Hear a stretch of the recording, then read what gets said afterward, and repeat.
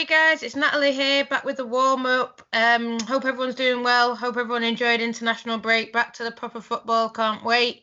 I'm here with Mark from the Aston Villa Supporters Club. Hiya, Mark. Hi, Nat. Thanks for having me on. All right, so just here to talk a bit of football. Don't want to put it on your toes too much, but just tell us a bit about the Supporters Club. Tell us a bit about Aston Villa and your support for them, basically. I've supported the men, obviously, since I was very young, and I used to have a season ticket at the ground. But I've been following the women for about the last 4 years, since they had the spring season. I went there with my brother, we watched them at Tamworth, and then we followed them sort of home and away for the last couple of seasons. Brilliant. I mean, it's what you're going to see in the women's game. We met sort of briefly, didn't we? The Champions years, and then, you've come up now, which is really good. What's your thoughts on Villa's start to the season then? We've had a lot of players in, haven't we, really? I mean, obviously it's a tougher league to be in, sort of thing, and they're still starting to gel together a little bit. And I mean, we have a slow first half, we're a bit nervous, and then we grow into the game, sort of thing. But it's, all working together and actually scoring goals and defending more than anything. So hopefully it'll come together later on. I think you did well in your first game versus City, and I think you've just got 3 points on the board recently against Brighton. That's right, yeah. Yeah, it must be good though, even though we can't be there, seeing Villa, getting those first few points. Yeah. I mean, it's good. Obviously, they got promoted into the top flight now, sort of thing. And that's when I set the supporters group up, and obviously to try and grow it. But we haven't been allowed to go to the grounds and meet anybody, so it's been awkward like that. But it's nice to play an higher level sort of teams and groups, like yours, like Man United and Arsenal and all them sort of ones, which have got a bit more history, really. Yeah, I mean, you're saying about your sports club. I know you're in the FSA network. That's really important. What do you think of that network? It's good. I mean, we do the Zooms, and we all obviously all talk to each other, sort of. You're learning things all the time and how to grow the actual supporters club and groups. So yeah, I think it's good for the future, and the more people that join it, the better. Definitely. You touched on briefly Man United.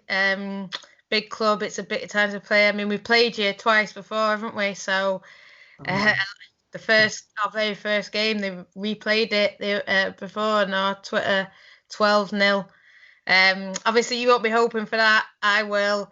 But I mean, what do you think of Man United's start then, and where we've come from when we were playing you? I mean, they've done well, haven't they? I mean, Casey obviously is the main driving force of it.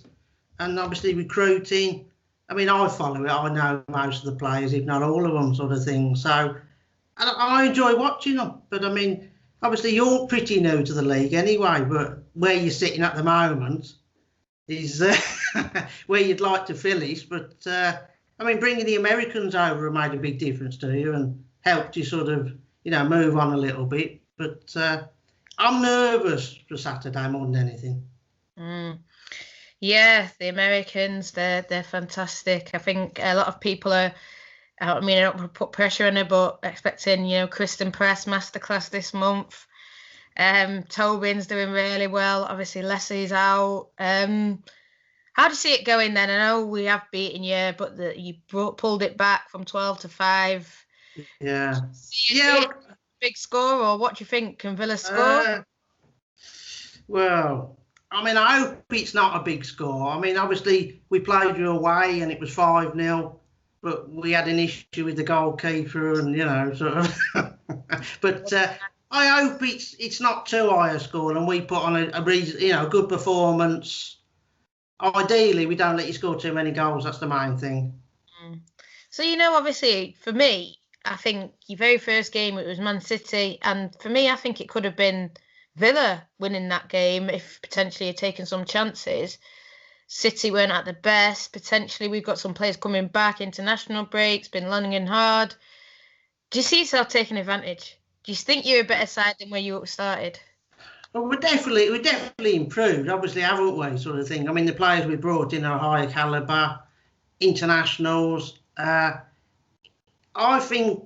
I mean, I'm going sort of 1-0 for Villa, but that's optimistic, isn't it? So, I personally think you could win probably 2-1, if not 3-1. But Okay. we shall see. I'm gonna go score lines now. I want 12 again, but I don't think it will be 12. But I'll be happy.